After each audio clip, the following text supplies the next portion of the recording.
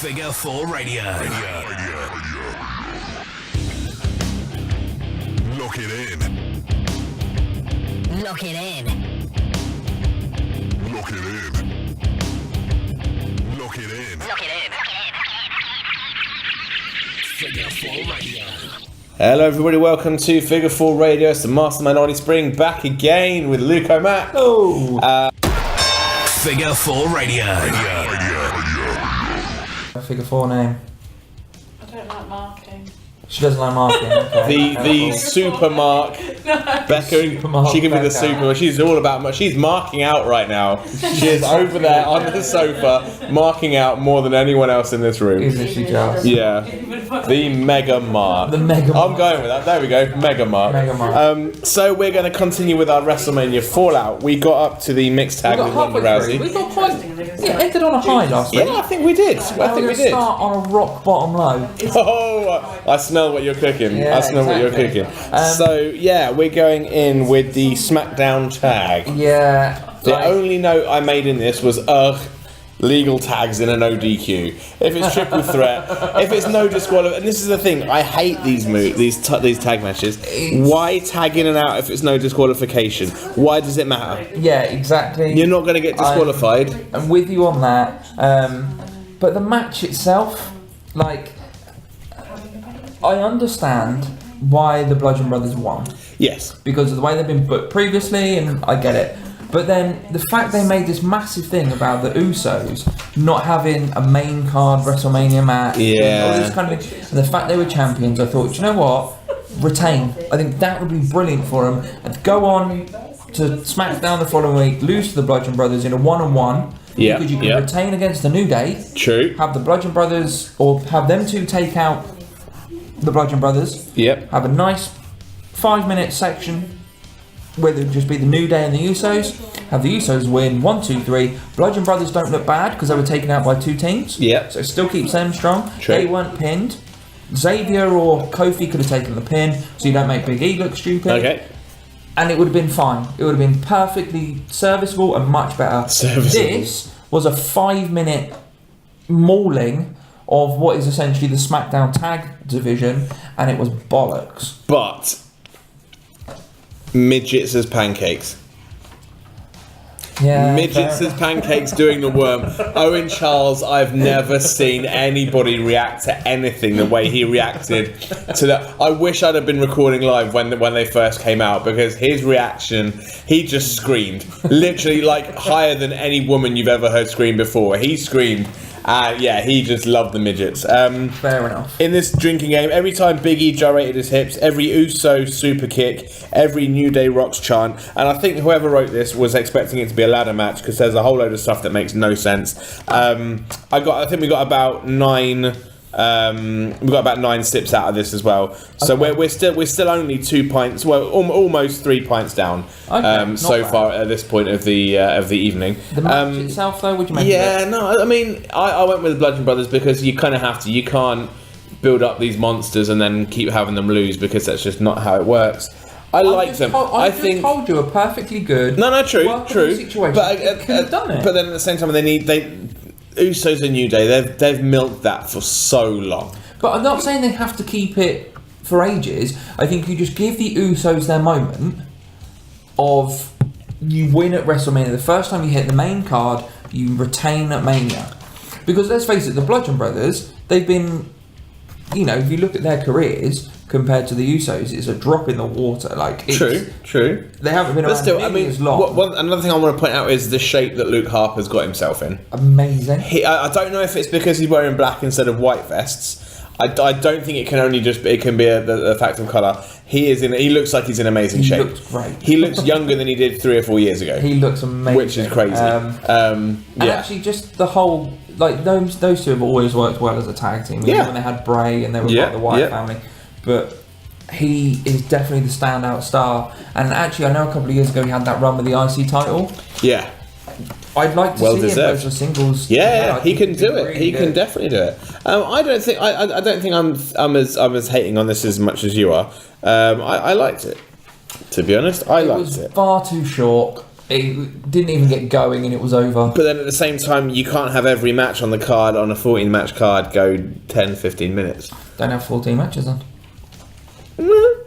Maybe not. But yeah, I mean, it was fine. It was. I think in this card, looking down the card, you need to have some matches that just don't go 100 miles an hour, because after this many hours of wrestling, The thing is, as people well, are going to be knackered. the crowd at this point, like you said, it's halfway through the match. Yep. So we're halfway through the card, so that's what, 3.5, 4 hours in Yep. already. Yep. They've just seen an unexpected Ronda Rousey match, Yep. which literally everyone popped for. It was amazing.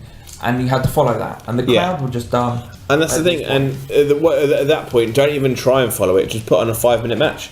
Just go out there, do what you need to do, and then just go home. I think it was fine. I think, yeah, I don't know.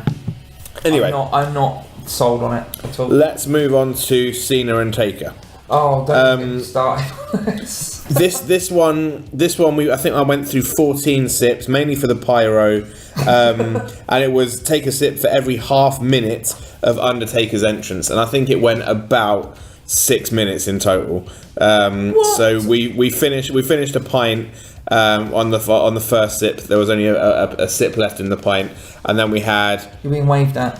Oh, a bit. 4 minutes. 4 minutes. You can talk. You're part of this. You're fine. Don't wanna. Okay. Fine. Don't want you either. But yeah, so 4 minutes. 4 minutes of entrance with a bit of pyro. I think the match was fine. I don't think Undertaker needed to go and have another physically draining match, because he's probably only just recovered from the match last year. Whereas this match, he can wake up. He woke up on Monday morning feeling fresh as a daisy. I think the thing is also the match he had with Roman last year, he hadn't had the hip surgery. Okay. He's had the hip surgery now. Yeah. So that's why his movement was much more fluid. Yeah. And he looked much better. Because he wasn't nursing an injury throughout the whole thing. And of the 2 minutes and 45 seconds we got of the match itself, Taker did look really good. Yeah. And I think we spoke before saying that if anyone's going to take a squash match from Taker, Cena can afford it. He can afford it. You know, big match John, he'd always go back. He got his moment that he was built up for and all this kind of stuff. I just felt it shouldn't have been a squash match, and I feel like it should have been advertised. I understand that was the whole point of the story. I personally would have preferred Taker to come out the Monday night before, not do a Daniel Bryan and announce it on the website 24 hours before, because that was crap. Yeah. But come out on the Monday night, even as like the last moment. So have your big triple threat or whatever the last match was of Raw, and then just as everyone's leaving and just before the WWE copyright thing appears, blackout, gone, him walk and say, John Cena, I will see you Sunday. Bang, close. But then I think I love the angle of John Cena sitting in the crowd.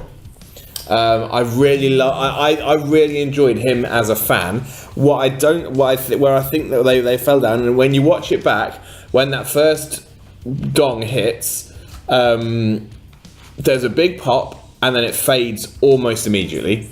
It's like yay, and that's kind of it.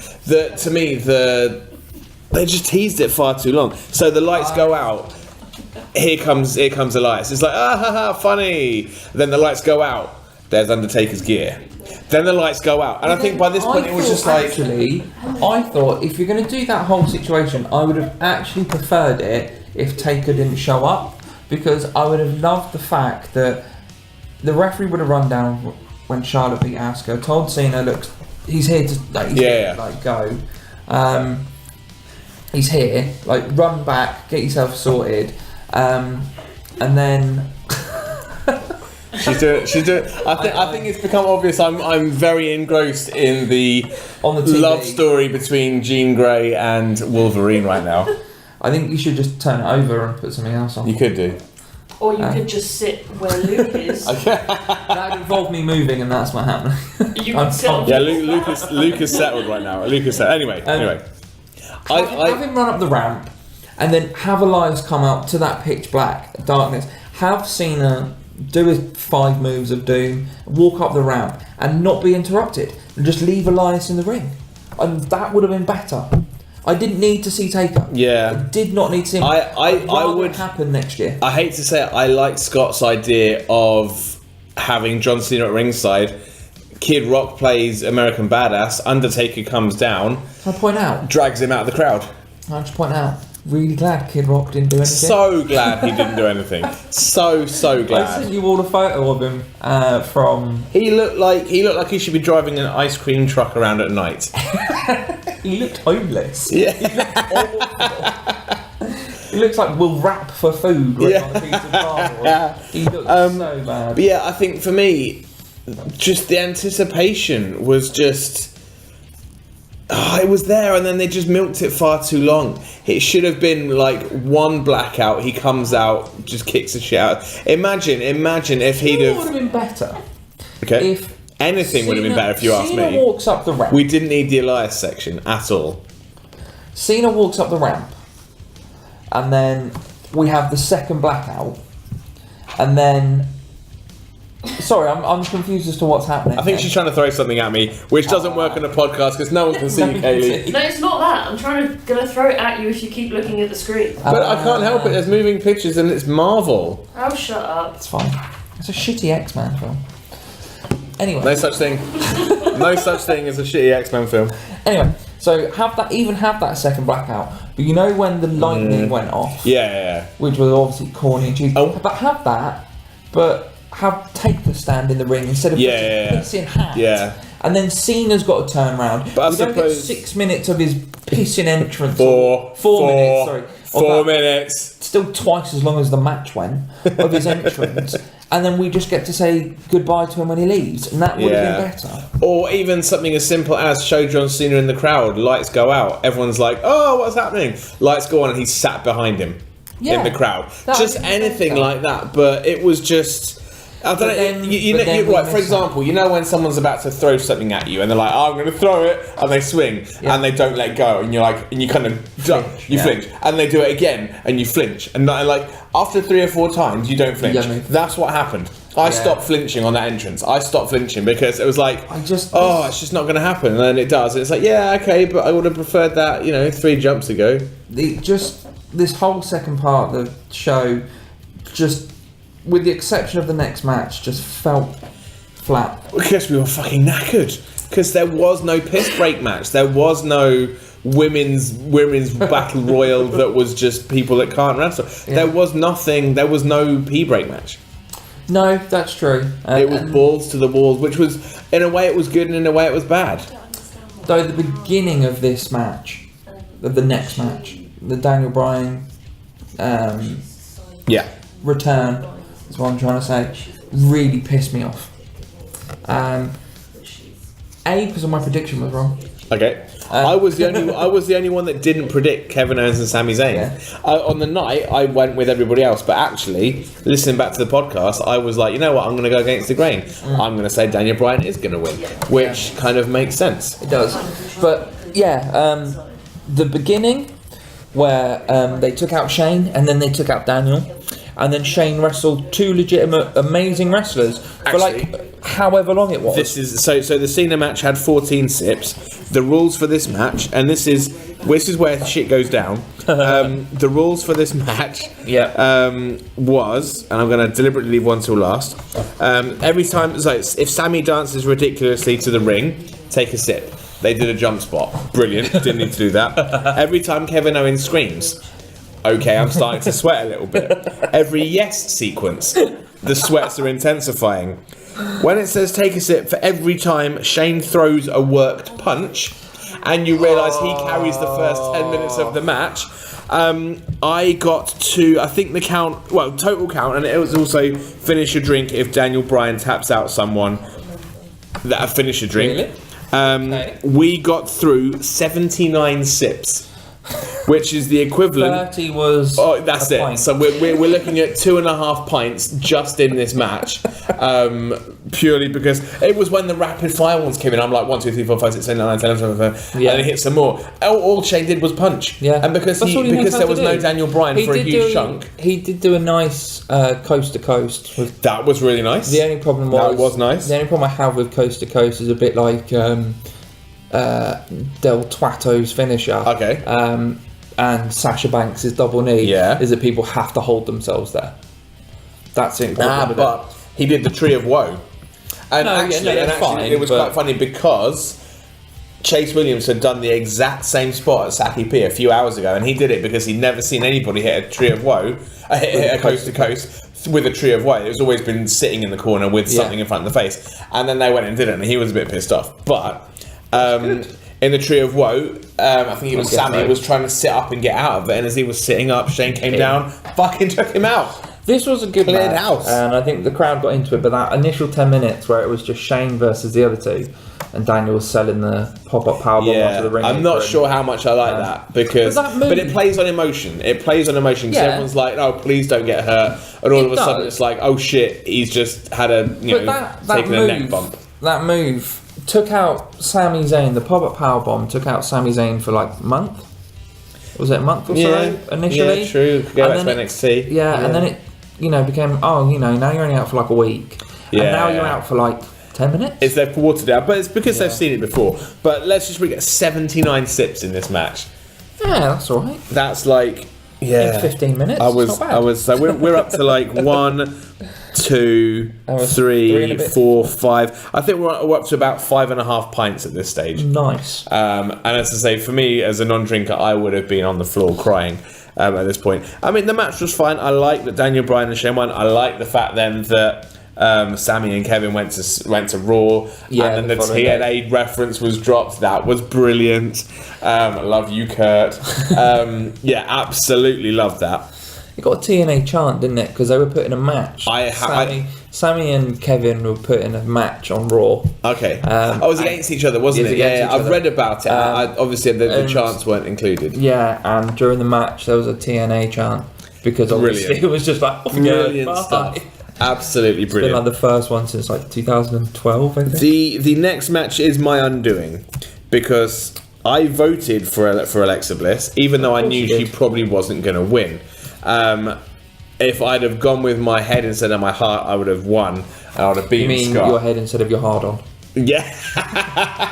Either way, it was my undoing. I've made a note saying that I love the Twisted Bliss to the outside. Yeah. And I love the Avalanche Samoan. I love how they've somehow turned Nia Jax into a babyface. Well, You've got Alexa's people always been the heel, hasn't she? Oh yeah, true. But Alexa, but turning Nia Jax to a face. The problem is, for a babyface, you've got to be able to relate to them. And the problem with Nia Jax is she's not like most girls.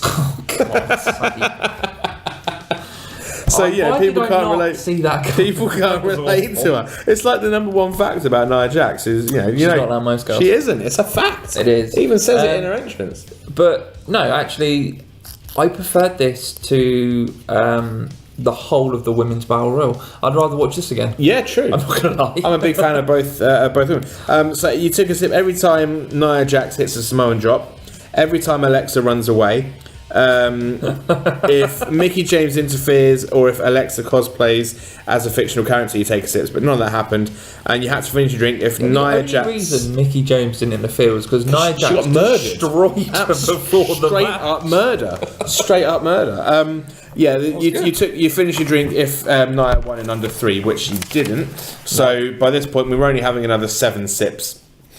So mainly for Alexa running away and a few Samoa drops here and there. I say so. After 2.5 pints, 7 sips seems quite normal. Yeah.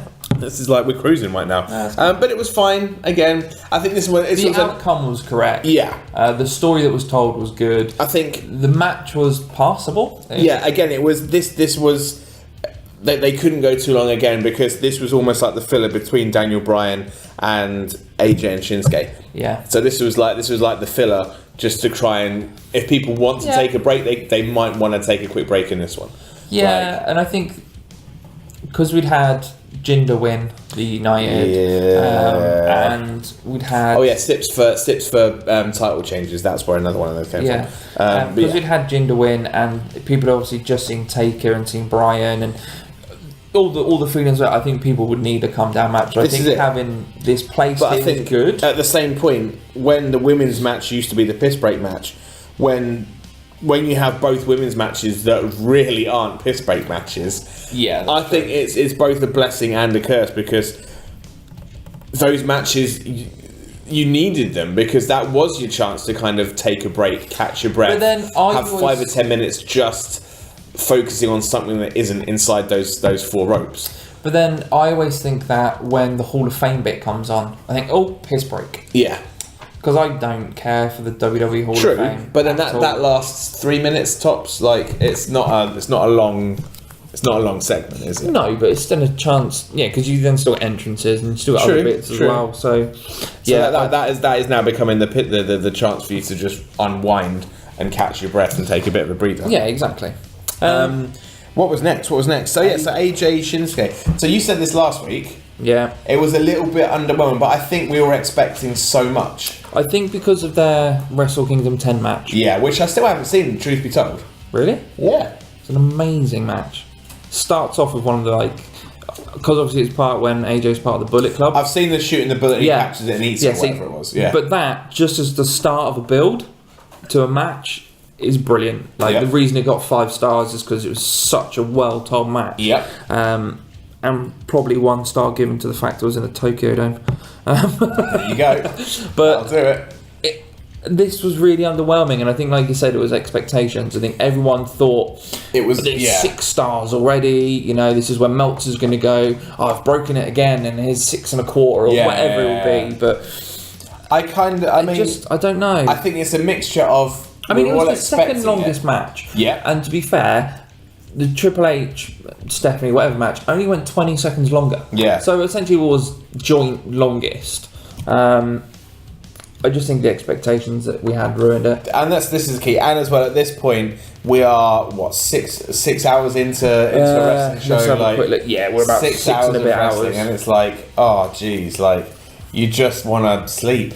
Yeah. And that's the thing. So I think if they'd have had this match maybe on SmackDown, then it would have been a different story. I think, had this gone in place... Alright, let's have a quick look at the card. The thing is, if you had to put this on first, when everyone was fresh, I think people might have been a bit more excited by it. But let's have a quick look.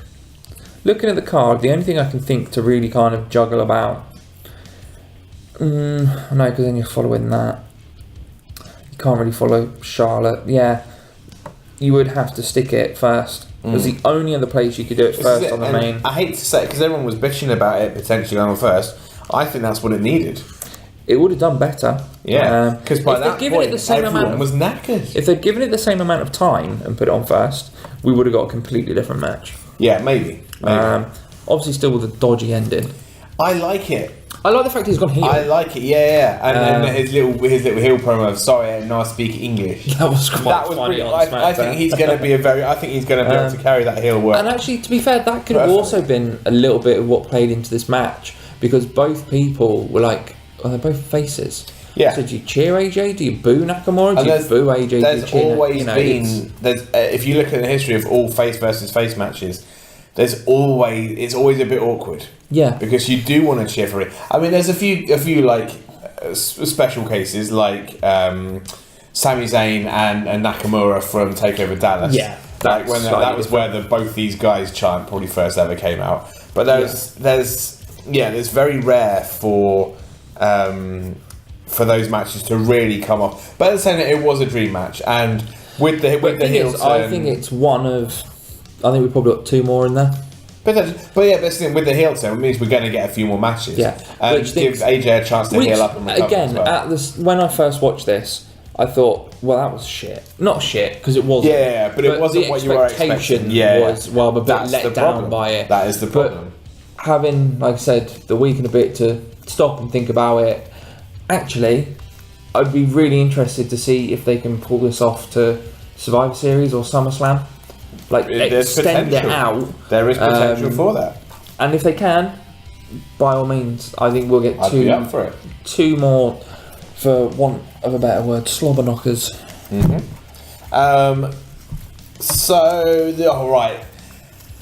I'm going to. So I still don't know what I feel. Braun Strowman tag partner thing.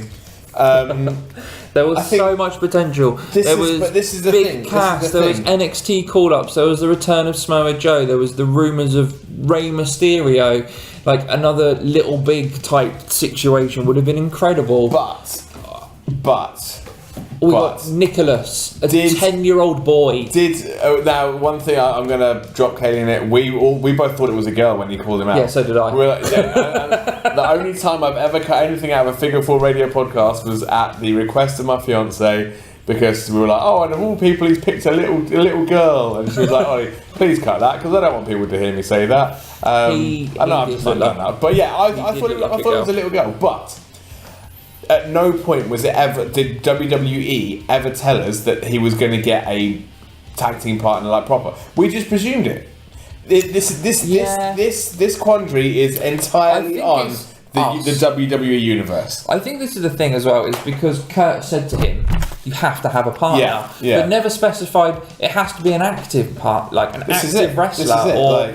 It has to be, anything like that. It was just, you need someone to stand there. Yeah. And that's the thing. That's probably their plan from the get-go, was we'll just pick a kid. Although Nicholas is actually the son of the referee who refereed the match where Braun and Big Show broke the ring and the referee fell out. I don't know if he was legitimately hurt, but on the incident, but that's the son of that referee. Yeah. So actually, in a way, it works out quite nice, because it wasn't just a random kid. But what I was thinking at the time was, maybe this is going to be Braun's new gimmick.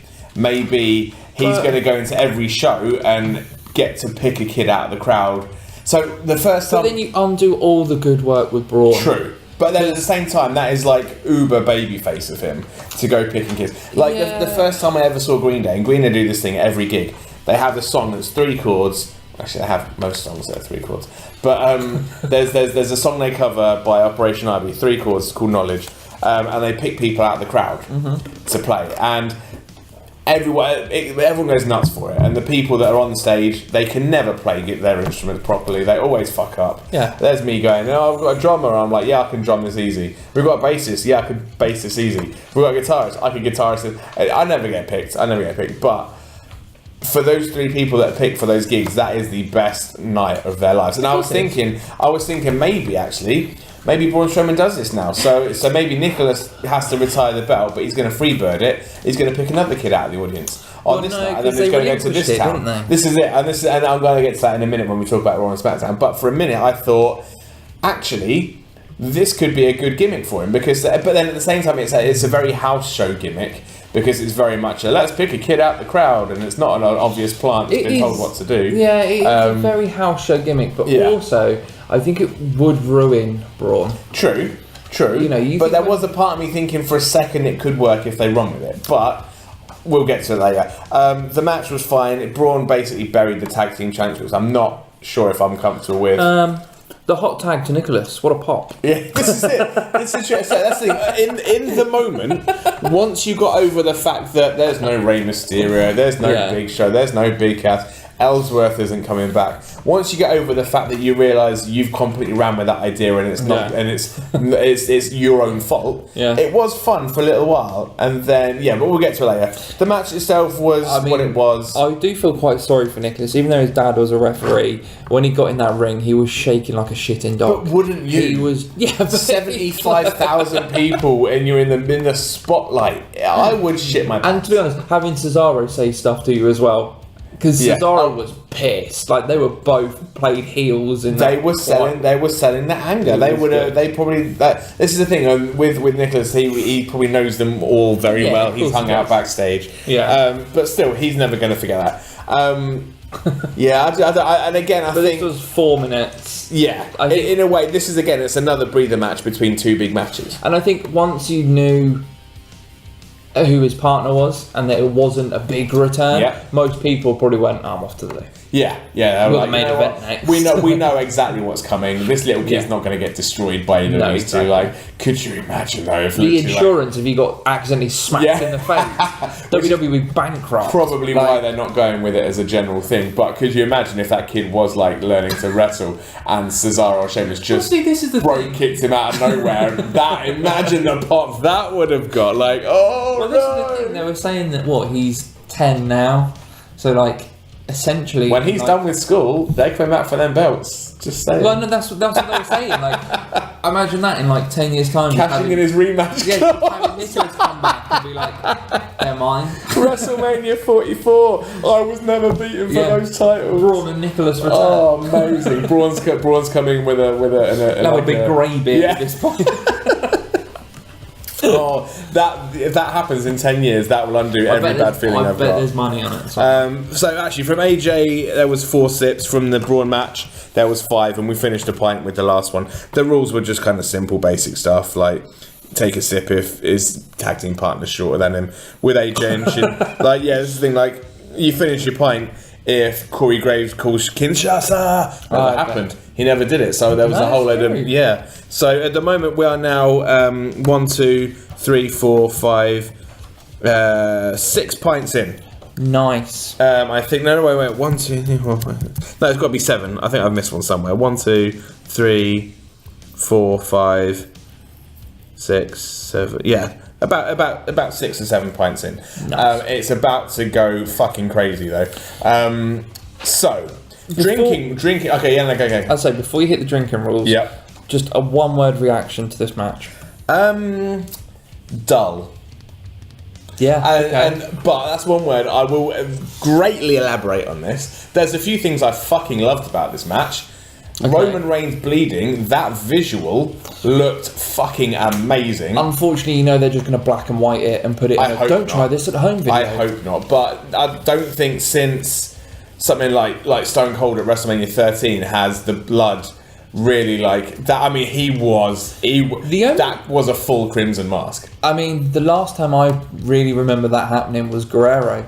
Yeah, when he cut too deep. Yeah. But that was hard. Well, like respect to Roman for taking that hard way. Yeah, like But Brock knows what he's doing at the end of the day. But yeah, you say that. I was bored by it. If I'm being honest, by that. I was shocked by the result. And I think there was a lot more, and this was the only time in the night where there was crowd shenanigans, and you could see the people in front of the hard cam looking elsewhere, looking at anything else that was going on. I think all of them thought it was a foregone conclusion. I think all of them thought we've got Brock versus Roman. Yep. And Roman's leaving champion. They're going to crown him. And again, everyone presumed they knew it was going to happen. Yeah. I think we all went Roman, didn't we? Haley was the only one to go Brock. Well done, Haley. Hats off to the Phantom. Yeah. Go on, Becker. In retrospect, who would you have booked, or who would you have gone for? She's too busy. She's marking out. I know the answer is Roman Reigns because she fancies the Panther. She's too busy marking out right now. I think probably Brock though, because Vince McMahon just lets the fuck everyone off, isn't it? That's true. Yeah. See now, right? So for the drinking rules, we're starting this on a fresh pint because the last sip of the last sip from the Braun match was the one that finished the pint. Right. So we're going clear on 6 pints right now. Every time Lesnar hits a suplex, every time Reigns uses a Superman punch, every time Reigns goes ooh-ah, right? Every time Lesnar screams or uses the word bitch, and then finish. He doesn't say that British. Suplex City, bitch. And then if Lesnar wins after an F5, finish your drink. But also, as we discovered, the rules for the general was kick out when you finish. Oh yeah, there was that, and that's sick. If an announce table breaks, you finish your drink. So actually, that turns one of these sips into finishing. So we've actually added another pint onto this thing. So 1, 2, 3, 4, 5, 6, 7. 8. So actually, 9 pints in total were consumed in this match. In this event, 2.5 during the Daniel Bryan match, and 3 pints during. I haven't had 3 pints in the past 3 years. 3 pints in the Lesnar Reigns match. I think if you did that, in the Superdome, you'd be skint. I'd have to sell the house. Like $30 a pint. Yeah. So the crowd chanting "This is awful" says it all. But Yeah. going into this match, I'm gonna close the drinkables now because we're done with that. Going into this match, watching the video packages, I was invested because of the way that Roman Reigns was talking about this guy's the part-timer. There was a little scene where the superstar stopped him from getting his hands on Brock, and he said, "Do you want to let this part-timer kind of get his way over you guys that work full-time?" Yeah. And I was like, for once, Roman Reigns wasn't. Pardon me. He wasn't talking like a scripted guy. I'm the be-all, end-all. This is it. You can sympathise with him, and when you can sympathise and empathise with him, that's when you start to feel something for him. Because you're right. Because could you imagine someone working 1 day a week and getting paid the same amount for you doing a full 5 days of work? You'd be pissed off as well. Yeah, of course you would, yeah. And that's the thing. So I started feeling sympathy for Roman Reigns, and it started to make sense. Thing is, though, I think it came a little bit too late because we'd already known for such a long time that it was going to be Reigns versus Lesnar. Yeah. I think the build to it was just a bit too late. True, potentially. It was maybe lazy. Well, no, but that's the thing. I think they worked. Lazy. Lazy is the wrong word. It wasn't lazy storytelling, but lazy booking. But then at the same time, what else is going to be your main event? Well, was AJ Nakamura ready for it? No. Was Braun Strowman's partner worth? No. No, it wasn't. Like, no, yeah. okay, and yeah, fair enough. Maybe Charlotte Asuka, but I think we'll get that either in the next. Yeah. I won't say next year, but in the next couple of years we'll have a female main event. I hope so. But I hope so. I think I'm sick of Brock having the title. Yeah, I know. I This think the reason this is the problem that we WWE sympathise with Roman. Yeah, because we agree. As fans, We agree. It's like I don't want to watch something and think my main event scene is two guys fighting over the position to fight a guy for a belt. Yeah. I want it to be this guy has the belt and this is the feud he's in. I don't want it to be, you two can fight it out and then the winner can fight this person who you're not going to see for the next 6 weeks. Yeah. And it's just like, I've got no interest in it. So basically WWE have backed themselves into a corner with this match because they've made everybody not like Lesnar because he's part-time, and they've shined a spotlight on his flaws because he isn't there all the time, because he can walk in and demand his own, my one make his own fear, demands. Because I know he was on like